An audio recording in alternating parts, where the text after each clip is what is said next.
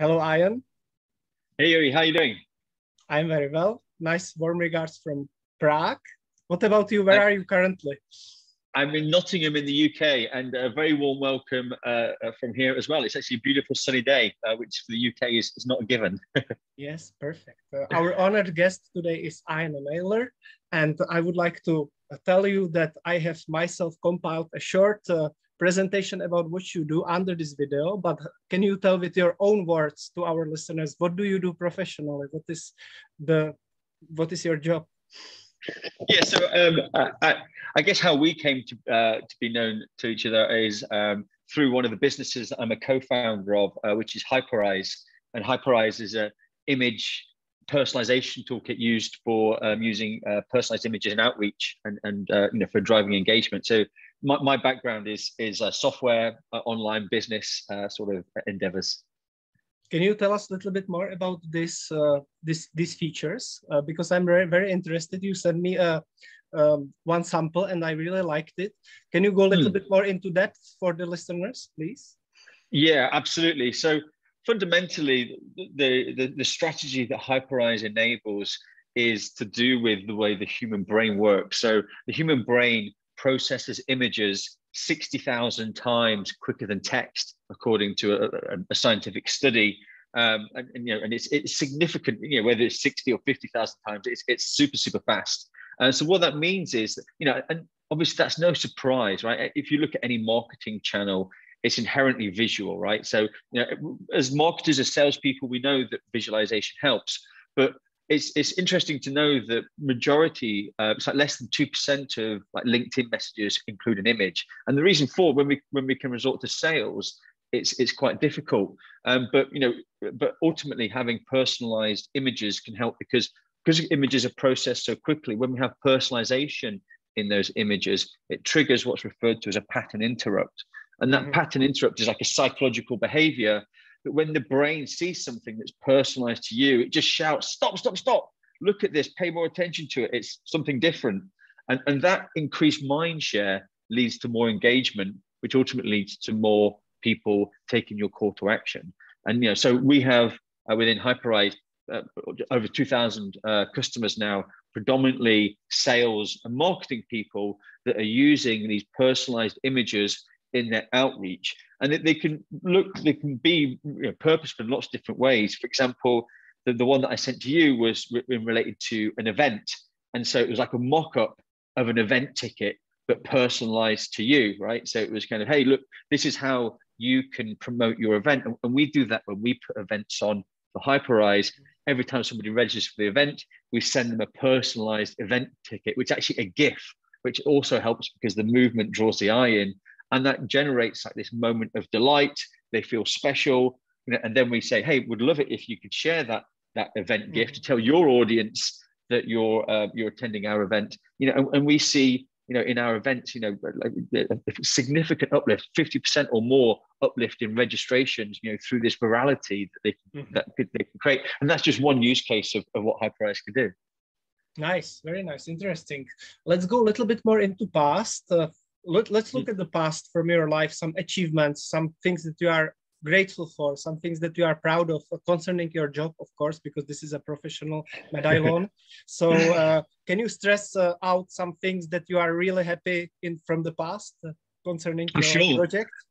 Yeah, absolutely. So I mean, I'll tell you an interesting story that does relate to Hyperise because it was the genesis of Hyperise ultimately. So I've been running online businesses for over 20 years.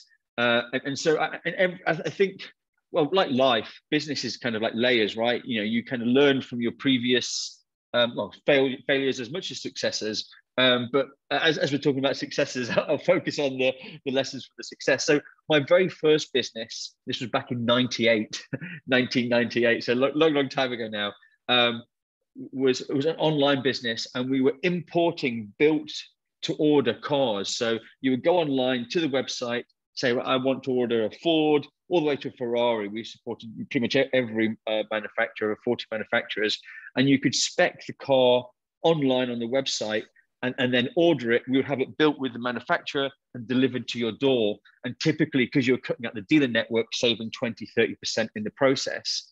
Now, bear in mind, this was back in '98.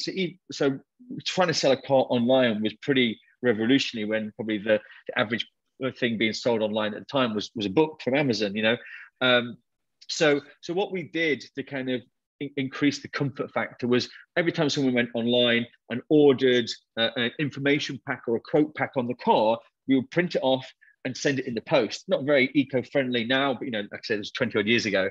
But what we found is that when we increased, the number of pictures in the pack, it increased the conversion rate. So, all right, okay, so we started focusing on more imagery. How many images could we get of the vehicle? And then also what we did is, we're always looking for expansion revenue. How can we sell add-ons and all those sort of things? And so one of the most lucrative add-ons was private number plates, because they could go for thousands of pounds. And there was a very high, it was an affiliate scheme essentially, but it could be up to 50% commission if you were selling enough private plates. So, you could make more money on the private plates than you could on the vehicle sometimes. So what we started to do was, when we were sending out the pictures of the car, whenever it was like a front on or kind of back on picture, we would find the perfect private plate for that person and then put it in the image of the vehicle. And we ended up selling more private plates than we did vehicles in the end. And that was the kind of the light bulb moment, if you like, the eureka moment for me. And then, bearing in mind that this was 20 odd years ago, we had somebody employed to do this manually, to search, with the surname to find the best private plate, and then load up like Photoshop, and put in the number plate, on the picture of the car. So it was a laborious task. Like I say, it took somebody a full-time job, but it was worth it, because it generated, thousands of pounds, but per month. But more than that, like I say, it kind of really showed me the way. Two things, actually. My next business after importing cars, after I exited that, was affiliate marketing, because the private number plates, we needed no real outlay in terms of product or whatever, to sell that. It was just affiliate marketing, which is great, but also the image personalization, which was a strategy that I've used again and again in every business since then, and is accumulated in, the creation of a personalized toolkit that enables what took, a full-time person, every day, to something you could do automatically on the fly. And so I think that's got to be my greatest success, just because that was the foundations of everything I've done since. The affiliate company that I started after that then led on to me moving to Australia and meeting my wife and having a family, and then coming back and starting AppInstitute, which then led to creating Hyperise. So, everything is a journey, but that was probably the first stepping stone that I can readily identify. Nice one. Nice job. And I see behind me Australia on the map. So yeah, just one personal question, just to digress a little bit from our business. Did you like this country, Australia? Would you like to come back, or? Yeah, I lived in Australia for 4 years in the end. And like I say, I met my partner there. She's not Australian, by the way, but she just, we met there. So obviously I have fond memories. But yeah, the thing that I found being a European, being so far away, the time difference, you're effectively the opposite end. You're going to bed as your family are getting up, and vice versa. So it leads to lots of odd conversations when one part of the party is drunk and the other part is stone cold sober. But yeah, the country itself is beautiful. The people are amazing. The culture, the food, the healthy lifestyle that you can have in Australia, all absolutely amazing. If it was just a little bit closer time frame, or we could not have to do kind of like 24 hours of traveling to change, then I would be there much more often. Nice. Thank you for recommendation, Ian. So let's move now to the present. Concerning the job, again, let's convey to our listeners a little bit more in depth what you are doing. Tell us, what special projects are you working on at this moment in your life concerning Hyperscience? Yeah, so one of the interesting ones that we're working on now is to do with computer vision. So obviously what we can do with Hyperise is we can add personalization layers into images, into videos, even into websites.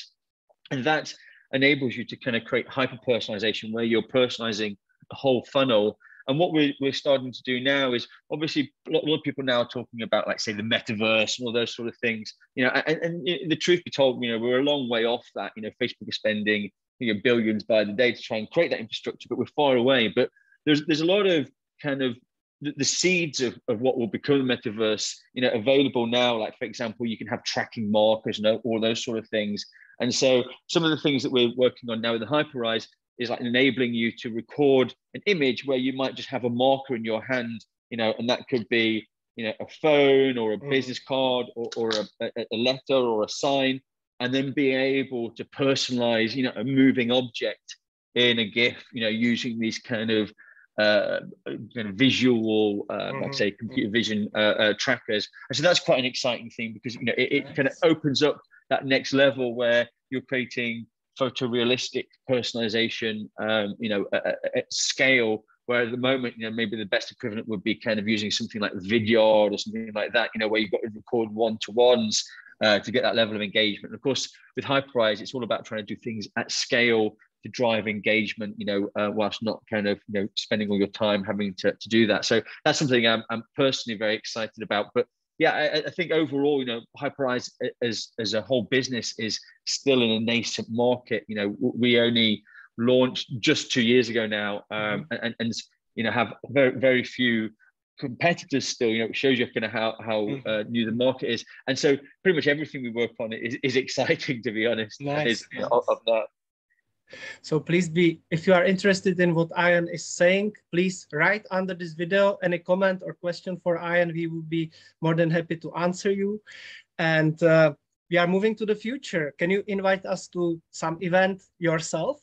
Are you planning anything online? Because our audience is majority from the whole world.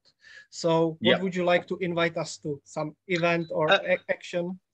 Yeah, I do have my... I do an event monthly. The next event is on the 29th of June. It's a LinkedIn event at 6 p.m. Central European time, which I believe is 9 a.m. Eastern time.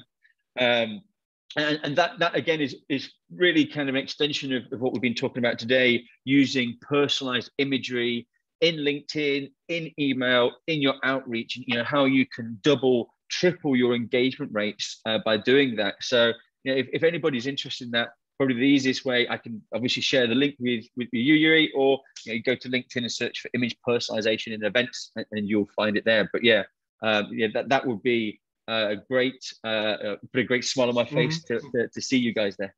And because it's a time of holidays, not everybody will be there.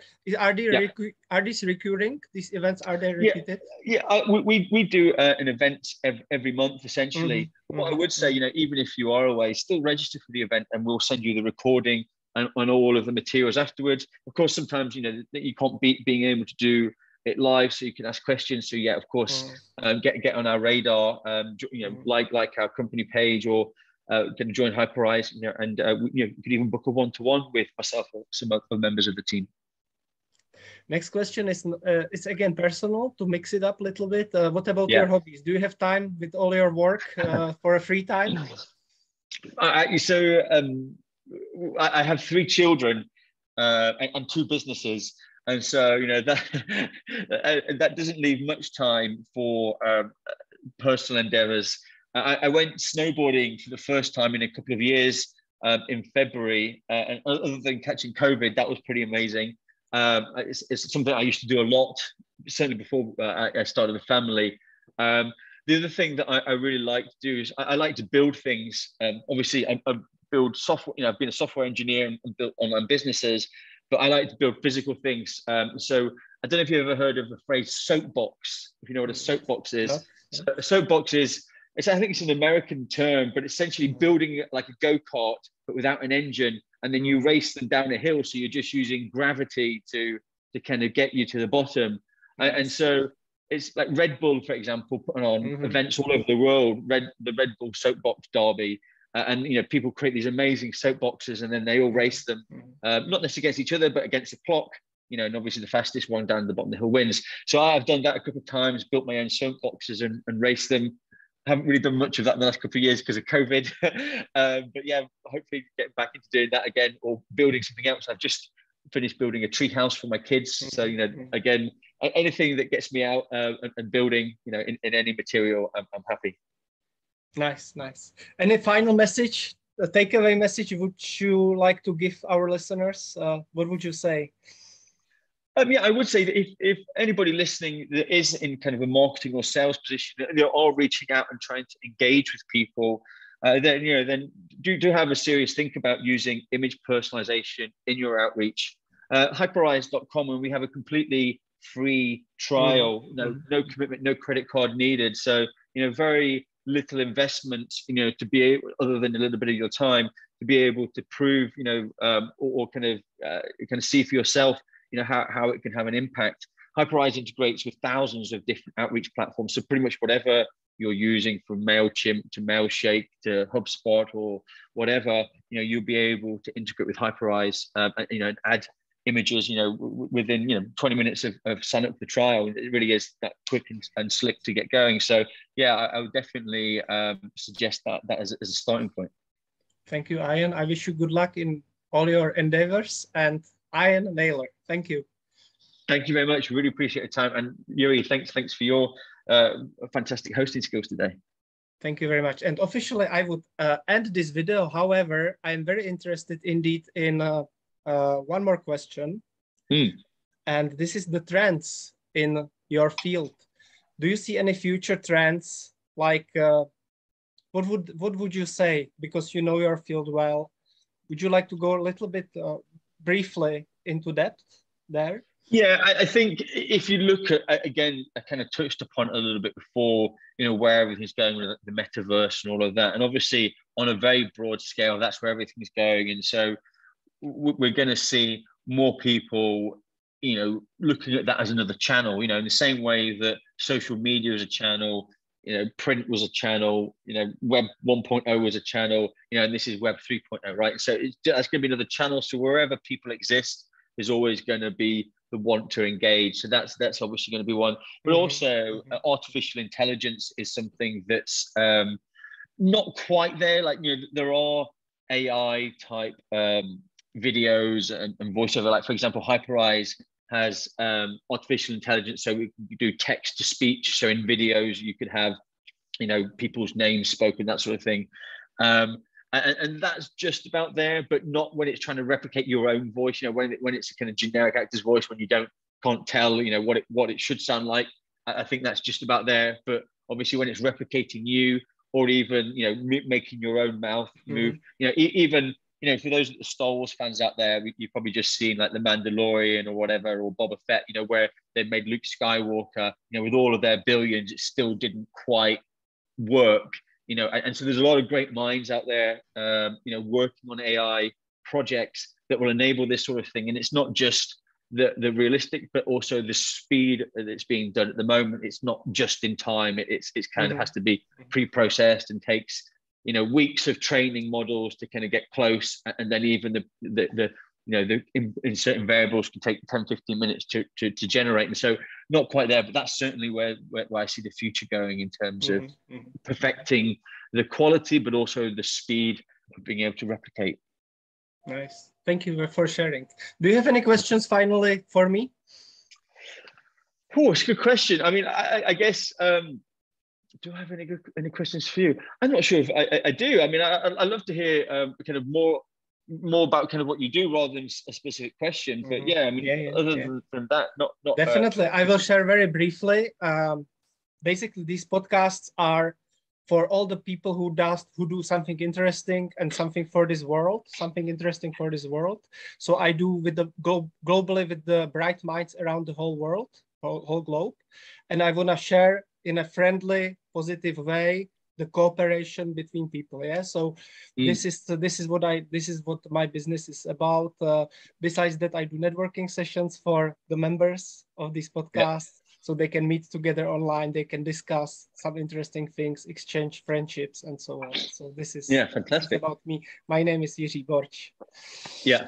Thank you for this question, Ian. It was a good one. Thank you. Appreciate it.